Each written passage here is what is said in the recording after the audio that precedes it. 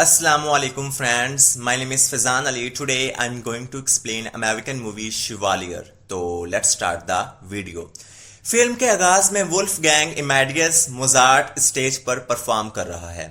इसी दौरान एक सियाह फाम लड़का हाजरीन महफिल के सामने अपना तारुफ जोसेफ बोलोन के नाम से करवाते हुए सबके सामने कॉन्सर्ट 5 के साथ अपनी परफॉर्मेंस की फरमाइश कर देता है।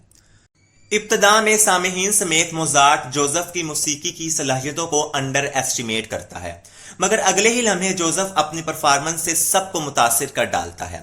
जिस पर दोनों मौसीकारों के माबेन मौसीकी का मुकाबला शुरू हो जाता है, जो कि जोसेफ की जीत पर इख्तिताम पजीर होता है। अब कहानी का रुख जोसेफ के बचपन की तरफ घूमता है। जोसेफ जॉर्ज दी बोलोन नामी फ्रांस के एक अमीर शख्स और उसकी अफ्रीकी गुलाम नैनन की नाजायज औलाद है। जोसेफ के बचपन में जब उसका बाप वायोलिन और कंपोजिशन में उसकी महारत को देखता है तो वो जोसेफ को पारिशियन बोर्डिंग स्कूल डाल देता है, जहां जोसेफ को अपनी काली रंगत की वजह से अपने बहुत से साथी तालिबे इल्मों और उस्ताद की जानिब से हरासा किया जाता है। मगर इस सब के बावजूद भी वो तालीम, मौसीकी और बाड़ लगाने के हुनर में सब पर सबकत ले जाता है। यहां तक कि एक मौके पर मलका मैरी एंटोनिएट फ्रेंच कोर्ट में मुनक्किदा खेल में जोसेफ की तलवारबाजी की महारत देखकर जोसेफ से इतना मुतासिर होती है कि उसे अपना शवालियर बना देती है, जिसके बाद देखते ही देखते शवालियर दी सेंट जॉर्ज मलका का पसंदीदा साथी और फ्रेंच कोर्ट का मकबूल तरीन फर्द बन जाता है, जिस बाइस वो बहुत सी खवातीन सूटर्स बशमूल मैरी मेडलिन ग्लूमार्ड की तवज्जो भी अपनी तरफ मबजूल करवाता है। तहां महल में जारी एक पार्टी के दौरान मैरी जोसेफीन को फ्रांसीसी जबान में गाना गाते हुए सुनने के बाद वो खुद मैरी जोसेफीन और उसकी गुलकारी का परस्तार बन जाता है। इसके बाद मलका फ्रांस से सेंट जॉर्ज का खिताब पाने वाला जोसेफ ओपरा का डायरेक्टर बनने की कोशिशें शुरू कर देता है। यहां याद रहे कि पेरिस ओपरा फिल्म में दिखाए जाने वाले जमाने में फ्रांस का सबसे बड़ा म्यूजिकल ओहदा है।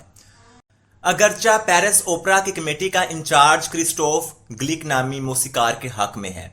इसके बावजूद जोसेफ मैरी जोसेफीन की कजन स्टेफनी फ्लिसिट के पास जाता है और कमेटी के अरकान को इंप्रेस करने की गर्ज से उसे अपने लिए ओपरा तैयार करने पर राजी करवाने के बाद एक उम्दा गुलकारा की तलाश उसे मैरी जोसेफीन के घर ले जाती है, जहां जोसेफीन का शोहर मार्क रेनी मार्की दी मोंटा लैम्बर्ट, जो किसी बड़े रियासी ओहदे पर फाइज होता है, वो जोसेफ की सियाह रंगत की वजह से उसके साथ नारवा सलूक करके उसे यहां से भेज देता है। मगर जोसेफीन अपने शोहर के मना करने के बावजूद अपने पति की गैर मौजूदगी में उसके फैसले के खिलाफ जाते हुए जोसेफ की तरफ से पेश की जाने वाली ओपरा परफॉर्मेंस में मरकजी गुलकारा बनने पर रजामंद होने के बाद उसके साथ परफॉर्मेंस की रिहर्सल के दौरान ही जोसेफ के साथ जिनसी ताल्लुकात बनाना शुरू कर देती है।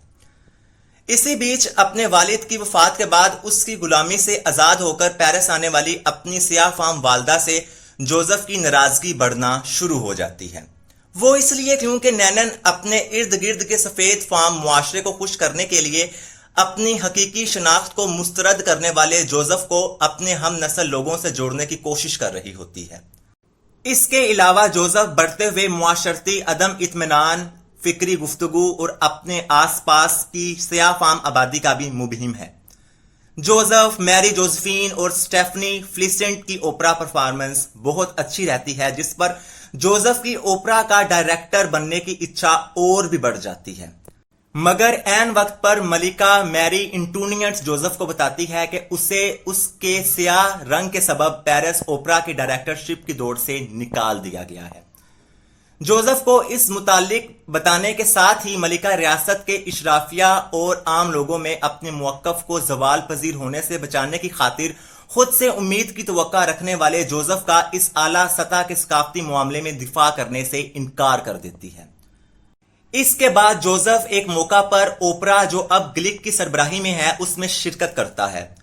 और शराब के नशे में चूर होकर क्रिस्टोफ ग्लिक पर ओपरा के डायरेक्टर के इंतखाब के मामले में मलिका के जानिबदार रवैये का गुस्सा निकालने के नतीजे में मलिका एंटोनिएट के साथ तकरार करने पर जोसेफ को मलिका के हुक्म पर यहां से बाहर निकलवा दिया जाता है।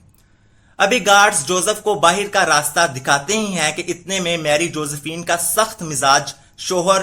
جسے یہ معلوم ہو چکا ہوتا ہے کہ اس کی بیوی نے اس کے انکار کے باوجود جوزف کی اوپرا پرفارمنس میں حصہ لیا تھا، وہ اپنے سپاہیوں کے ساتھ جوزف کو آ گھیرتا ہے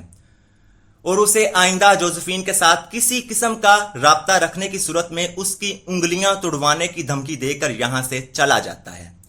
کچھ مہینوں کے بعد جوزفین اپنا اور جوزف کا سیاہ فام ناجائز بچہ، جسے جوزفین نے حمل اختیار کرنے سے لے کر ڈیلیوری تک کے پورے پیریڈ کے دوران سب کے سامنے اپنے پتی مارک رینی کا بچہ کہلوایا ہوتا ہے، اس سے جنم دیتی ہے۔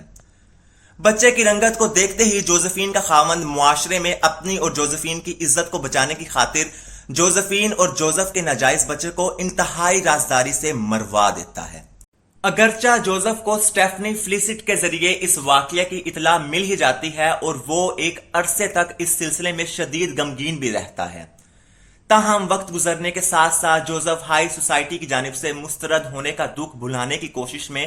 اپنی والدہ اور دوسرے سیاہ فام لوگوں کے ساتھ میل ملاپ بڑھانا شروع کر دیتا ہے۔ پھر جیسے ہی فرانسیسی انقلاب شروع ہوتا ہے تو جوزف انقلابیوں کی حمایت میں ایک نیا کنسرٹ ترتیب دینے کا فیصلہ کرتا ہے۔ میری جوزفین اور میری اینٹونیٹ دونوں جوزف کے ساتھ ان کی پرانی دوستی کو دوبارہ سے ایک موقع دینے کی نیت سے الگ الگ موقعوں پر اس سے ملاقات کرتی ہیں، مگر وہ ان کی پیشرفت کو ٹھکرا دیتا ہے۔ ملکہ کو جب جوزف کے انقلابیوں کے حق میں کنسرٹ کرنے کے ارادے کا پتہ چلتا ہے تو وہ جوزف کو دھمکی دیتی ہے کہ اگر اس نے احتجاجیوں کی حمایت میں کنسرٹ کرنے کی صورت میں انہیں بغاوت پر ڈٹے رہنے کی ترغیب دی تو وہ بطور شوالیر جوزف کی حیثیت کو کالعدم قرار دے کر اسے گرفتار کرنے کا حکم صادر کر دے گی۔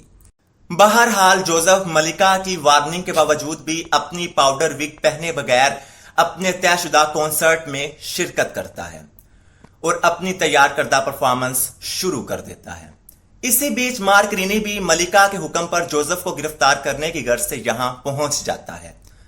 تاہم سامعین محفل افسران کے خلاف اٹھ کھڑے ہوتے ہیں اور مارک رینی کو مجبور کر دیتے ہیں کہ وہ جوزف کو بغیر گرفتاری کے یہاں سے جانے دیں۔ چنانچہ اپنے مقصد کے حصول کے لیے سامعین میں افراتفری پھوٹ پڑتی ہے اور اسی دھکم پیل میں شوالیر ہنگامی صورتحال میں یہاں پہنچنے والی ملکہ اور مظاہرین کے درمیان سے گزرتے ہوئے باہر نکل جاتا ہے۔ فلم کے اختتام میں بتایا جاتا ہے کہ 1799 میں لوگ ملکہ اینٹونیٹ اور بادشاہ کے خلاف بغاوت پر اٹھ کھڑے ہوئے، جس دوران جوزف بولون نے فرانسیسی انقلاب میں پہلی بار بلیک ریجمنٹ کی قیادت کی۔ 1802 میں نیپولین بوناپارٹ نے فرانسیسی کالونیوں میں غلامی کو بحال کیا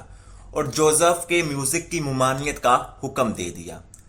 جس کی وجہ سے شوالیر کا زیادہ تر کام تباہ ہو گیا اور بھلا دیا گیا۔ وقت گزرنے کے ساتھ ساتھ اسکالرز اور موسیقاروں نے جوزف کی زندگی اور موسیقی کو دوبارہ پھر سے دریافت کرنا شروع کر دیا، جس کے نتیجے میں اب جوزف کو پہلے سیاہ فام کلاسیکل کمپوزر میں سے ایک کے طور پر جانا جاتا ہے اور بجا طور پر ایک نامور ورچوسو وائولن کے ماہر کی حیثیت سے پہچانا جاتا ہے۔ تو فرینڈز، یہ تھی میری آج کی ویڈیو اچھی لگے تو لائک، کومنٹ اور چینل کو سبسکرائب کرنا نہ بھولیے گا۔ اگلی بار کسی نئی ویڈیو کے ساتھ حاضر ہوں گا، تب تک کے لیے اللہ حافظ۔